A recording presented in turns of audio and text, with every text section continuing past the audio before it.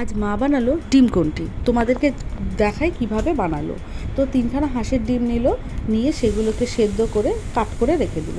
এবার 100 গ্রাম মতো টক দই নিয়ে তার মধ্যে হলুদ গুঁড়ো, লঙ্কা গুঁড়ো, ধনে গুঁড়ো, জিরে গুঁড়ো দিল, দিয়ে ভালো করে ফেটিয়ে আলাদা করে রেখে দিল।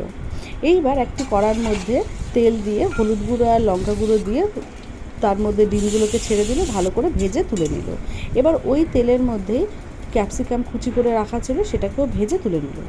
এবার কড়াতে আরেকটু তেল দিয়ে গোটা জিরে আর তেজপাতা দিয়ে একটা গোটা পেঁয়াজকে ছোটো ছোটো করে কেটে সেটাকে ভেজে নিল। যখন একটু গোল্ডেন ব্রাউন হয়ে এলো তখন একটা টমেটো দিয়ে দিল, আদা বাটা দিল, রসুন বাটা দিল, নুন দিল, একটা লঙ্কা দিল।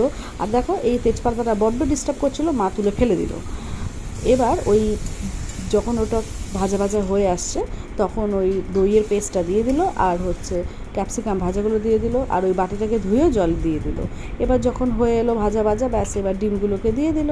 ব্যাস দেখো, কথা বলতে বলতে আমাদের ডিম কোনতি রেডি হয়ে গেল। তোমরাও বাড়িতে বানিয়ে বলো কেমন লেগেছে। Thank you.